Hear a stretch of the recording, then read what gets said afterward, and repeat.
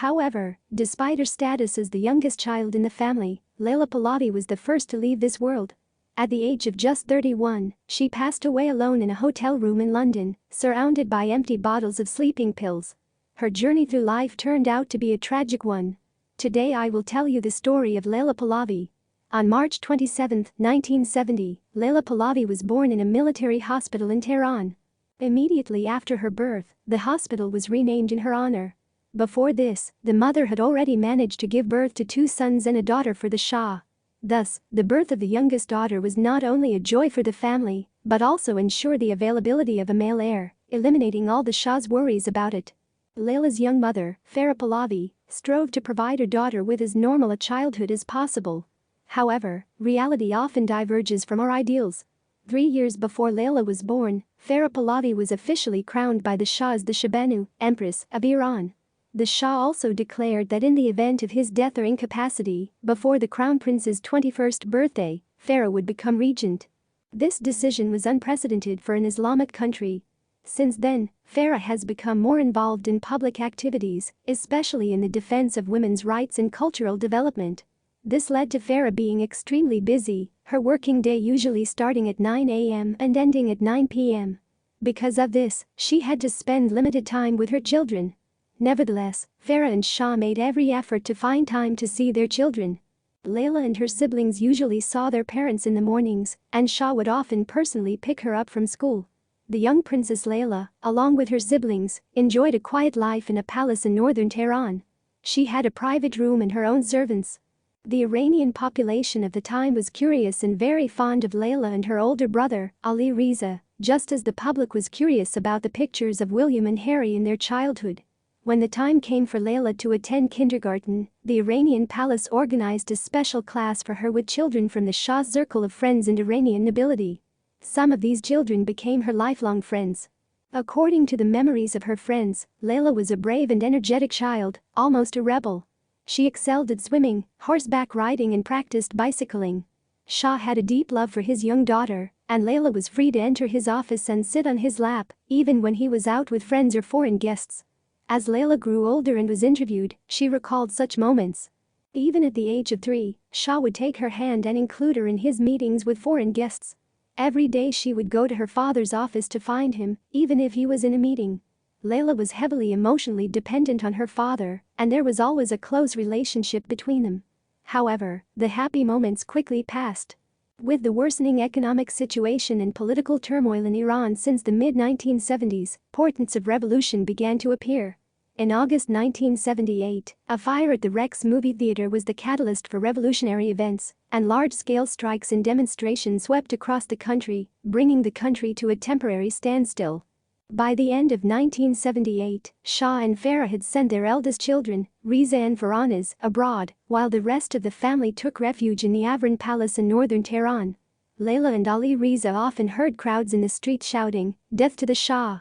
The unrest reached its peak in January 1979.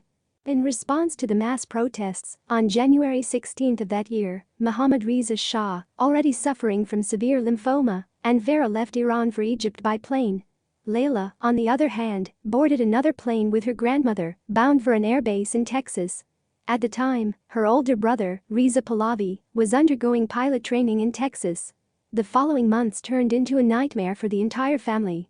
Ayatollah Khomeini sent assassins to hunt them down, making their situation extremely dangerous. For security reasons, the family had to be separated, reunited and separated again. During the period of exile, the Shah and Farah stayed in various places including the Bahamas, Morocco, and Mexico before returning to Egypt. During this time, Shah's health deteriorated and his body grew weaker and weaker. The children remained in the United States and tried to board an airplane at every opportunity to reunite with their parents. Sometimes, due to security threats, the Shah and his wife had to flee to other countries in the middle of the night, while the children were still asleep, unaware of their parents' decision to leave the country. At that moment, Leila was only 10 years old. When she woke up and did not see her parents, she felt tremendous anxiety and panic. During the period of parent-child separation, Farah called every night and Leila cried and screamed, asking about her mom and dad. What was her father's condition? Thanks to long-distance phone calls, 10-year-old Leila heard about a lot of news about her father's deteriorating health. During this period, the young princess experienced serious psychological difficulties. During the brief reunion, whenever Leila's parents left the room, she would begin to scream fearfully. Eventually, in March 1980, the family was finally reunited in Egypt thanks to an invitation from President Sadat. However, the happy moments proved to be short-lived. 4 months later, Shah died of illness at the age of 60. Before the last moments of his life, Farah's 3 children Riza, Faranaz and Ali Riza, were by his side. Ali Riza was with his father in Cairo, while Leyla was sent to Alexandria and sadly was unable to see her father one last time. At Shah's funeral, Leyla wore a white dress. A close friend who attended Shah's funeral later recalled, Leyla looked so calm, as if the surrounding noise had no effect on her. She seemed to possess an almost unreal calmness. Nevertheless, the hardships of life in exile and the pain of losing her father remained unavoidable. Leyla not only lost her native country, but also her father.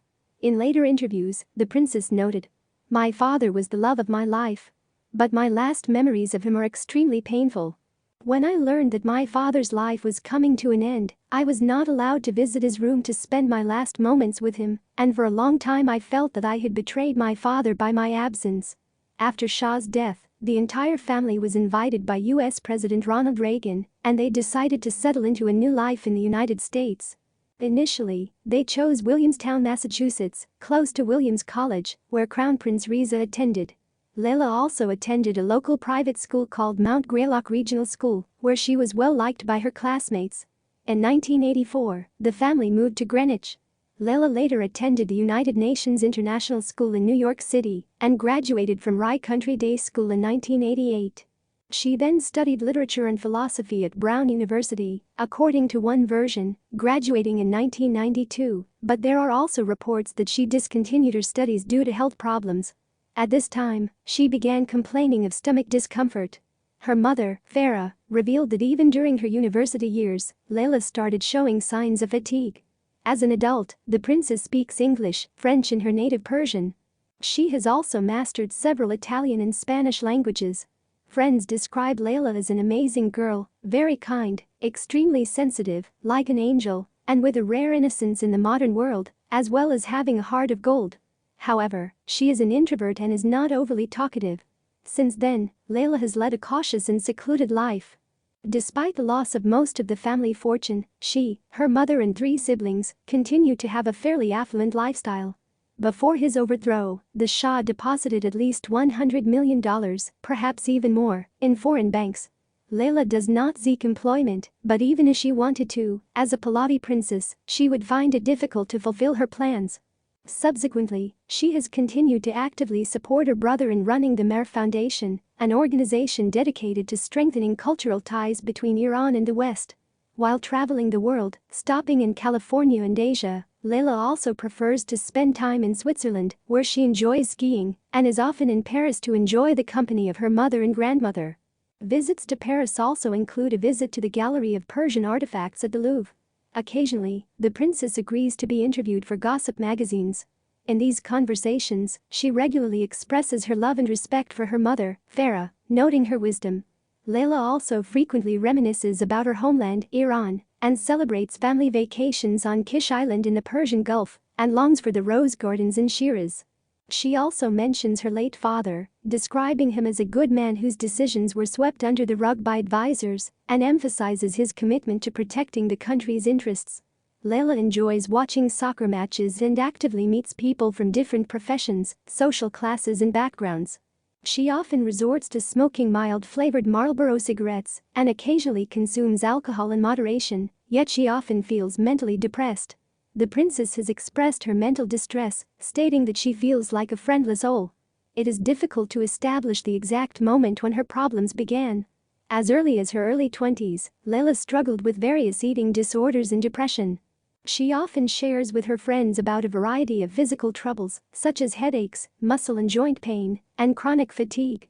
During a ceremony in Cairo marking the 20th anniversary of the Shah's death, the princess looked exceptionally thin. Despite this, she complained to friends about her excess weight and said, "I'm overweight. I gained 5 kilograms. Now I feel like a pig." Leyla later traveled to Paris where she took up a modeling career for Valentino, granting an interview to a French magazine. She shared details about her father's death and how it affected her life, but emphasized that she recognizes the need to keep living. Leyla described herself as an open-minded, tolerant and passionate young woman who maintains strict principles and values, such as keeping promises and punctuality. In an interview with an American publication, Leyla noted that the disregard of her royal title by Americans has never bothered her. She emphasized, "When you go through the hardships we went through, formalities become less important."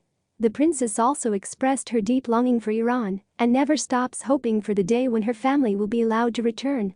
However, she also appreciates the United States, where she has been granted freedom of movement without constant recognition. There are reports that Leyla has been in a serious relationship with a man in the past, but the relationship ended unsuccessfully.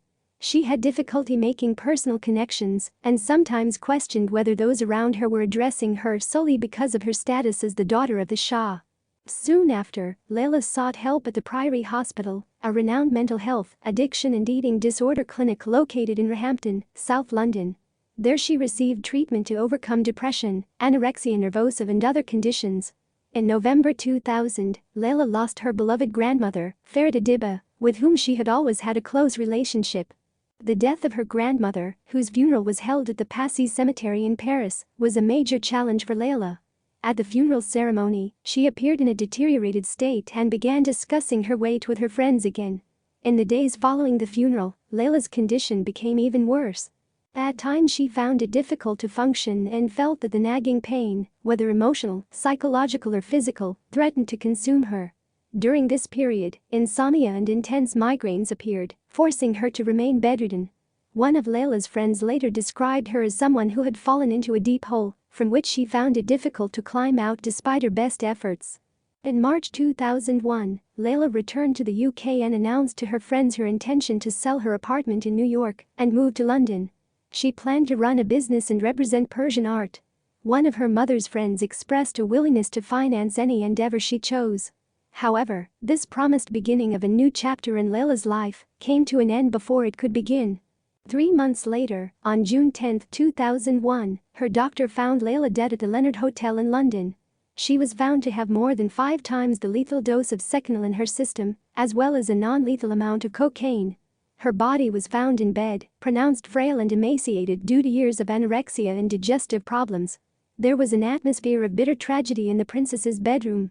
16 different drugs were found in Leyla's room, including 96 palfium tablets, 40 rohypnol tablets, and 103 Seconal tablets. In addition, a small amount of cocaine was found. The princess left no notes behind, only a piece of paper with hastily written poems, undated. Also found in a hotel desk drawer was a photograph of Shah and Farah and their children watching television at the palace in Tehran. Little Princess Leyla was sitting on her father's lap. According to the death report, Leyla stole Seconal from the doctor's desk during a visit on June 6. The princess was addicted to the drug and usually took 40 pills at a time, far exceeding the prescribed dose of 2 pills. On June 17, 2001, Leila Pahlavi was buried in Passy Cemetery in Paris, France, along with her grandmother Farida Diba. The funeral was attended by members of the Iranian royal family, former members of the French royal family, and prominent personalities including Frédéric Mitterrand. Frédéric Mitterrand, nephew of the departed French president, François Mitterrand, attended the funeral ceremonies. Friends expressed hope that Leyla had finally found the peace she always seemed to lack in her life. Despite her youth, beauty, and wealth, which usually inspire envy, her life was actually full of suffering and anxiety. We can never fully understand the suffering of others. May this magnificent princess rest in peace.